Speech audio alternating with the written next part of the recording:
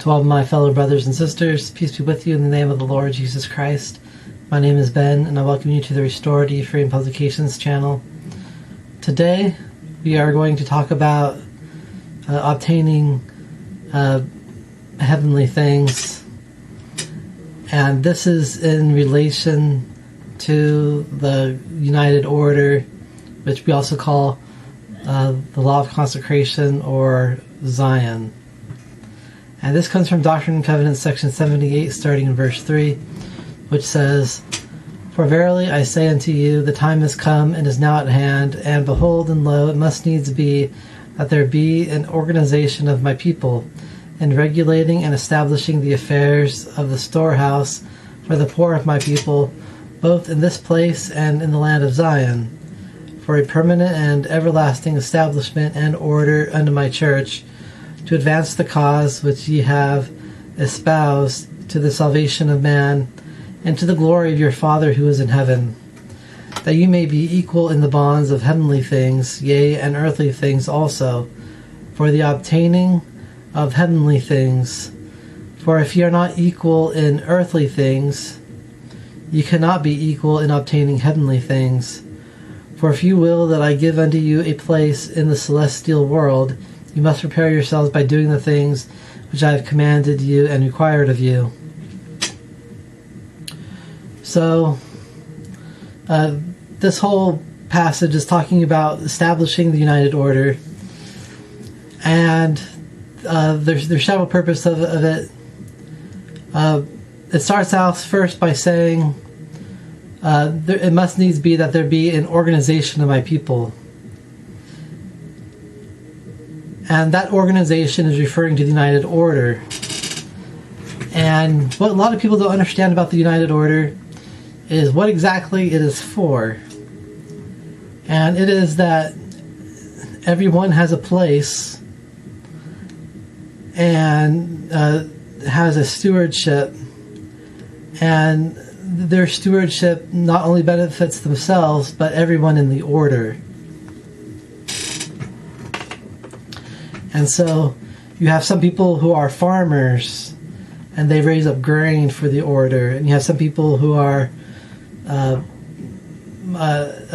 charge of dairy herds, and they produce dairy products for the order.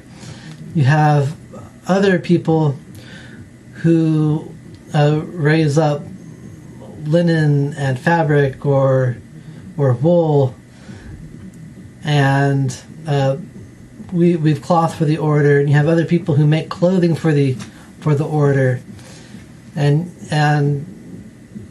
you have blacksmiths that make instruments for the order. And everybody has a position in the society, and everything is to benefit yourself and everyone else. And so that is the organization. Now, out of that organization, after everyone is taken care of and has what they need, the surplus is given to the Lord's storehouse, so that the Lord can take care of the poor among his people, who have not been blessed in that way.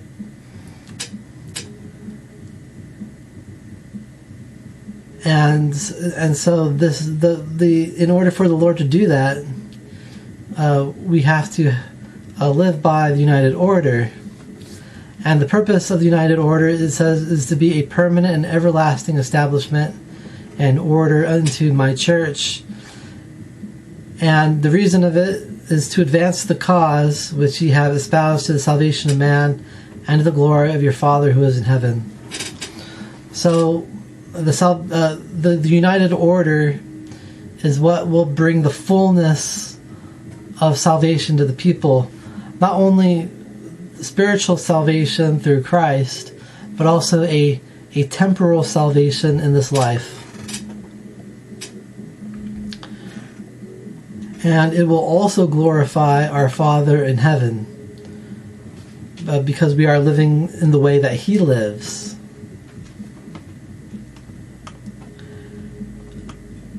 And the other purpose of this, it says, is that you may be equal in the bonds of heavenly things, yea, and earthly things also, for the obtaining of heavenly things. So the Lord has all these heavenly things that he wants to give us, but in order to obtain that, we first have to become equal in earthly things. But the purpose of gaining earthly things is really to reach a higher heavenly order. It is not the same as amassing wealth to yourself just to take care of yourself.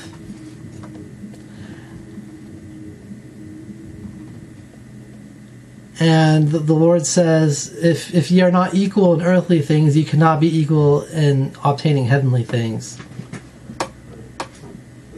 And so, if we wish to obtain all the blessings and all that heaven has to give us, we can only do it based on the principles of the United Order.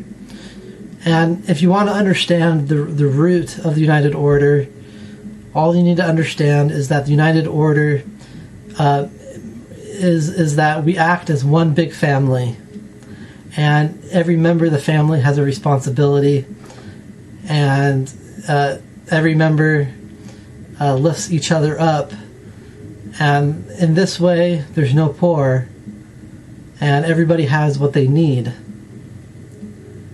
And if something bad happens, then we have the Lord to care for the poor of the people through a storehouse.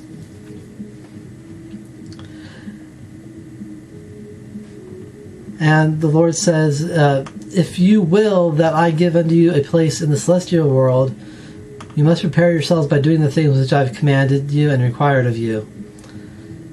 And so, if we don't learn how to live the United Order, then there's not really. The Lord says that we're not going to find a place on the celestial world, because in the celestial world you have to live the United Order, because that is the law of the celestial kingdom. And until we can do that, we're not going to be able to reach that.